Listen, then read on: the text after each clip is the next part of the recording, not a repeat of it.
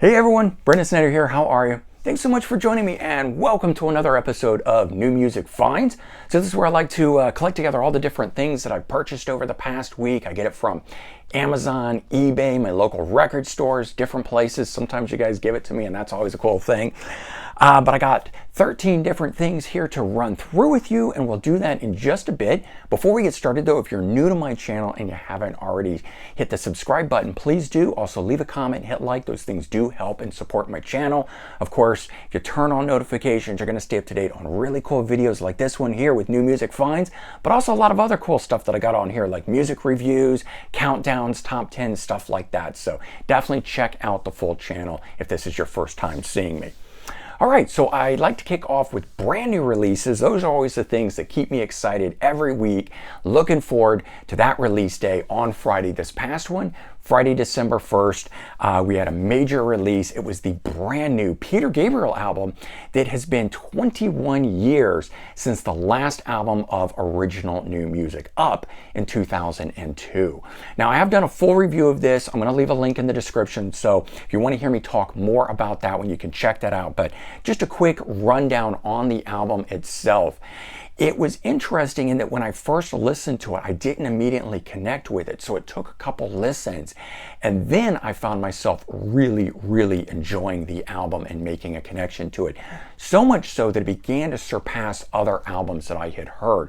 Now, I wasn't one that listened to all the tracks as they dropped. So I had only heard the first song, Panopticon, and loved it, and then wanted to wait and digest the album as a whole. And that's what I did here. And I'm actually really glad that I did that, because for me, getting an album and a whole album's worth of stuff to digest is so much more enjoyable than one song at a time. Although I did find it really fascinating that he dropped one new song every full moon cycle. So over the last 12 months, you got, I think all 12, I think that's how many tracks are on this album. Yeah, 12. So you got one new song basically every month, keeping Peter Gabriel's name in the current, pop culture, so to speak, idea out there, because he was always being talked about with a new song dropping, the album that was forthcoming, the art that went along with it and all of that great stuff. So basically 2023 has been the year of Peter Gabriel, and this album, I think, definitely deserves that title. Okay, now this is an artist that most people don't know. I talk a lot about this artist, mostly because of his debut 1972 album, but I'm talking about Bobby Keys. This one here is a lost album recorded sometime in the early 80s, and it's called Lovers Rockin', the lost album, just in case you didn't already know. But this was intended to be a second album for him, but as I read on the inside of it, I got more information. So the first album from the 70s, and one of the reasons I talk him up so much is that I knew his sound from the Rolling Stones. When I found out that Bobby Keys was the Rolling Stones saxophone player in studio and live on a lot of their albums, I immediately gravitated towards it. Then, of course, finding out that those people played with him on the album, and then you had people, various members of the Beatles playing with them, people from Mountain, Steely Dan, all those different groups. And I said, wow, if this guy is that good to have that many guests on his album, I better check it out. And it was a blind buy. I just simply bought it based on that, and I absolutely love that album. But that one sounds like the 1970s, and it sounds like Rolling Stones material and those other artists. This one, what I found out is that it was conceived as a reggae album. So the producer of this album, Clive Hunt, conceived the album, and I forget who else he did it with, but it was in talks with Ronnie Wood, Keith Richards, about making a reggae album that then would have the focus of the saxophone playing of Bobby Keys. Now, whether this was ever intended to be a band sort of thing or not, or simply a Bobby Keys solo album, they conceived it, they put it together, they had funding, and then unfortunately lost it during record label shuffling around, and they never got the album released, and it sat shelved.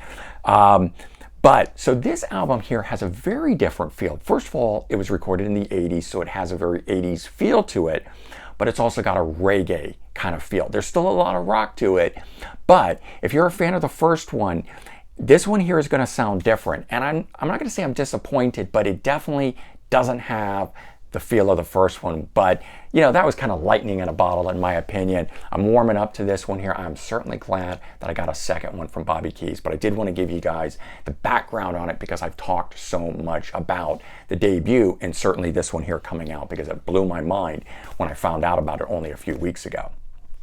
All right, the other thing that was really, really cool and big for me at least was Bruce Dickinson dropping the first single from his upcoming new album, Afterglow of Ragnarok. This is the single, but the album, the Mandrake Project. And this thing here was cool because, first of all, it's a 7-inch. It has a comic book on the inside of this thing. It's a prequel comic. It's got information about the upcoming album and everything. The 7-inch is in here. It's got a bona fide B-side on it, If Eternity Should Fail, which was a song that Bruce Dickinson first did as a demo and then became the Iron Maiden song on Book of Souls in 2015. But just everything about this is cool, man. The total hype for it. You don't need the internet. You don't need necessarily the music video or anything. When I got this, I got a brand new song that I hadn't heard yet because it was dropped on Friday and I actually received this on Friday. So I got a song that I hadn't heard yet. I got a cool B-side, which is also part of the album, but it's a different version of it. I got a prequel comic that set up the characters and everything for the storyline. And I got to hold something in my hand. And so it totally did what it should do, which was create the excitement the way singles used to be when they dropped and you had to go to a store to buy them. Very different today with the internet and being able to just go stream something. I've yet to check out the music video. I'm kind of saving it. I'm going to digest this a little bit more and then I'm going to go take a look at that too. But all in all, very cool. I have done a full review of the Bruce Dickinson as well, so I certainly will leave a link in the description if you want to check out more information on that. Next up, it's actually one that came out the previous week and just didn't get it in time for doing the New Music Finds video, so I'm going to show it to you now, which is the new Rick Emmett album, which is called Then Again. And if you know anything about Rick Emmett, he hasn't performed music like Triumph in forever. Basically, when he left, he kind of went pop, a little bit bluesy, and what he's been doing live is a lot of acoustic performance. And I honestly thought it had to do with his vocals. I thought, okay, he's doing that because he just can't sing the way that he used to. That's not the case.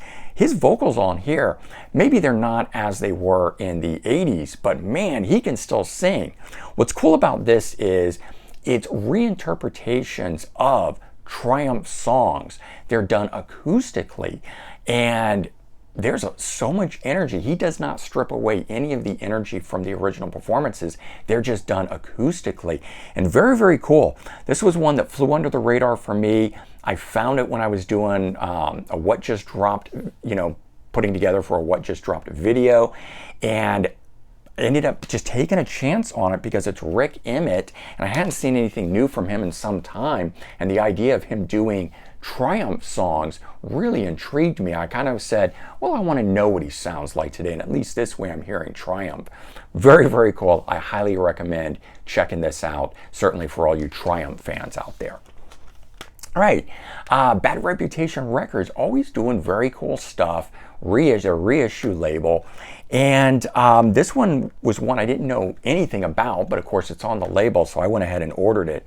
Archangel, again, this was one that I showed you guys in the What Just Dropped video, and I decided to take a chance, but it took forever for me to get it because it's actually been out for a while. This one does have it has 3 bonus tracks on it. It has the original album, the 10 tracks that are on here.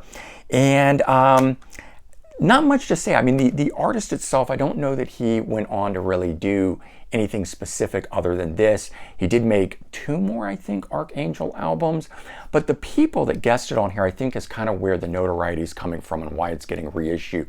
But it has James Christian from House of Lords, and it has some other people like that on here. So if you kind of go through who were the members and who were the people that performed on the album, that made the album, it's kind of a who's who. But the album itself is just really good air-war melodic rock style music of the 80s. I forget what year, maybe it was like 88 or something like that, but that's sort of a time period. Definitely check it out, give it a listen, see what you think. No big hits or anything that I know of that I can really say, go check this out or whatever. But Archangel, just some of these reissue labels find these sort of diamonds in a rough, or ones that were overlooked, when they dropped, lost gem style records. And that's what this label is. And so whenever I see that, it's like Rock Candy Records, Bad Reputation Records, even Wounded Bird Records. All of those, when they drop reissue albums, I take note, I go look them up, and I give them a listen. Once in a while I have zero interest in it, but 9 times out of 10, the stuff is right up my alley. And I would tell you to do the same. If you know about these labels and you liked stuff that you've been getting, check out more from them, because the people that run those labels are generally fans like us, releasing stuff that they love, and thereby might be more stuff that you like as well. Off of eBay, I got this one here. Ian Hunter, You're Never Alone with the Schizophrenic. I think I may have had this one back in the day, but I can't honestly remember. That, or I had it on vinyl. I don't remember. I certainly know the album cover. I definitely remember the songs on here, Cleveland Rocks being on here, the modified version from England Rocks, and of course that song becoming the Drew Carey theme song. So I actually found it after that. I didn't even realize that, but it was one of the things that intrigued me to look into him more. Certainly after the song like Once Bitten, Twice Shy was covered by Great White, and then All the Way from Memphis was done by Contraband, the short-lived supergroup that had Tracy Guns and Richard Black and Michael Schenker and I think Cher Peterson, and Bobby Blotzer was the other person, but it was a very cool thing. So I knew a bunch of songs from Mott the Hoople and Ian Hunter, and I ended up picking up a compilation that had some of all of that on there, and it just kind of grew from there. But anyway, point is, picked this one up, was glad to get it, and I actually, funny thing was, the person that I purchased this from turned out that he actually knew my channel, watches me, and sent me the email to say that it was in the mail, and then he was like, hey, I watch your channel. So probably pretty interesting for him to see his CD now appearing in my hands on this channel. But hey, thank you, because I've really enjoyed it, and the guy had it for a great price, so good stuff there. Now, around the same time as I was getting that, I was on that Mott the Hoople Ian Hunter kick, so I picked up this, Old Records Never Die. This one being an anthology of Mott the Hoople, Ian Hunter, what I liked about it is we get a Mott the Hoople disc and an Ian Hunter solo disc. And some of the other ones mix them up, and some of the other ones they segment or they break, and they're not always split one disc evenly like that. But this was basically like getting a single disc best of for each artist, but just in a 2 CD thing. Also, what I found out is this thing is going for 50, 60 bucks or something, maybe more like that. And I was able to get it for the same price as it was when it originally came out, maybe $18 to $20 kind of a thing, still sealed. So knowing that it was worth a lot more also drew my attention to it to add it to my collection, but it just turned out to be great. And then I picked up the 30th anniversary of the debut Ian Hunter solo album. Of course, this one having the song Once Bitten, Twice Shy, which I have to say, I know the Great White song so much, so well, inside and out, and I didn't even know it was a cover at the time, that it kind of leaves, for this one, a little bit of, lack of desire to it, because it's so not like the one that Great White did. I actually think that is the perfect version of the song, despite the fact that Ian Hunter wrote it and it's his own song and it's on here. But this is definitely done in his style, and it's one of those things where I've kind of had to come back from the 80s into the Mott the Hoople era and then move out of it with Ian Hunter to understand the style and why it sounds the way that it does. But I love doing that, and I've always loved that with bands. If I find a band has covered a song and I really like the cover and that I think that it sounds like the band who did the cover, then I want to go listen to the band where they got it from, because maybe that band sounds like the band I'm currently listening to, and you get a whole bunch more there, and it just expands, my musical horizons and everything like that. And that's kind of where getting into the Australian band The Angels, who Great White also covered with Face the Day, and I think it was Can't Shake It was the other one. But then also doing the Ian Hunter and the Mott the Hoople song, so I veered off into that. But lots of cool stuff like that. So I definitely got some, Ian Hunter and stuff. Then I also picked up the second West Bruce Lang album, Leslie West of Mountain, also Corky Lang, both those guys from Mountain. But then we have Bruce from I'm totally spacing on his first name, but the guy from Cream, so Jack Bruce in there as well on bass. So cool album. I think they only made 2 studio albums, 1 live album. I have the first album and really enjoyed that. Always really liked that, and it's been a long time coming. I've been hunting for this. I've seen it on vinyl a number of times. I wanted a CD edition of it. Not only did I find it a CD edition, but I found the Esoteric Records version, and those are just always cool to me. This one actually does not have any bonus tracks. A lot of times they do, but I always think the booklets on these are just done so well. So they definitely, you know, restore a lot of the art that's in them. You usually get a write-up of some information, so that's always killer. Cool photos to boot inside here. Just always done very well. I many times other reissues come out. So hey, as we were talking about reissue labels, Esoteric Records is another one of those ones that I certainly keep an eye out, because they will release some really obscure stuff, and I have found some very cool bands through them. What are your favorite reissue labels out there? I'd be curious to know.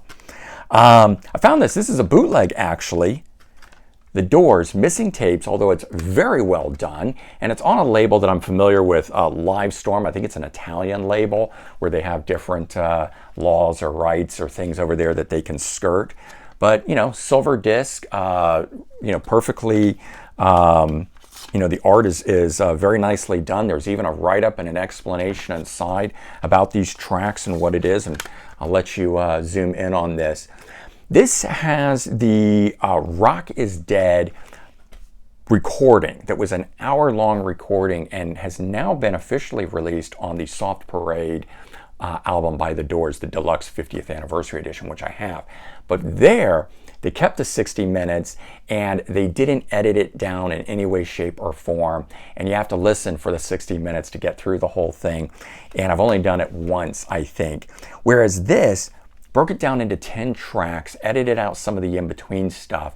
This apparently, these tapes were done at a time after the passing of Jim Morrison, before American Prayer, and was proposed as another album for The Doors, for them to release of Jim Morrison material, and the band nixed it at the time. Later, when they were doing the American Prayer album, these tapes were presented again and declined for use at all in that, and they've lied dormant until the 50th anniversary of the Soft Parade. Whereas this has been out for a long time, and bootlegs, I'm sure, are galore out there, kind of a thing. But it was just cool that I could skip through this stuff, and then they were segmented so that they actually started right on a song, and it felt more like an album than the way that it did when I was listening to the one track. So I really just buying it to have it segmented like that. But I thought, you know, it's great packaging, and anytime I find a bootleg that actually looks and feels like an official release, I have far more interest in it than I do when it's the really crappy ones. Okay, some other stuff that I picked up while I was there, because these last few were ones that I picked up at my local record store, was a Joan Jett album from 1991 called Notorious. And part of the reason that I was drawn to this was Desmond Child co-wrote a number of these songs. And I'm always been a big fan of Desmond Child, his writing, his style. I think the album that he wrote with Rat Detonator is their best album and one of the best albums ever out of the whole 80s scene, even though that album came out in 1990. But all of that sort of stuff. And so if I see Desmond Child co-writing a number of tunes, I'm immediately interested in that album.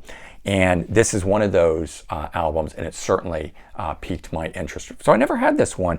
I think I kind of was always turned off a little bit based on the cover. It didn't really scream to me the Joan Jett that we knew, the black leather version, the sort of Riot Girl punk version. And I kind of always overlooked it. No real reason one way or the other. It's on Epic Records, still major label. And certainly she looks the part on the back here. And yeah, it just turned out to be really good stuff. It was one of those ones where I wasn't looking for it, and I found it, and I said, what is this? And I started looking at it more, and I go, geez, why have I never bought this? And then I did. All right, and the last one that I picked up was Ultravox. It's a best of. This one here is called Dancing with Tears in My Eyes. I think that was maybe a big popular hit for them. Here's the backside of it. What I liked is, number one, it's a greatest hits comp, but it's got a number of single versions. Then it's also got B-sides. It's got some remixes. It's got a live track, some edits, things like that.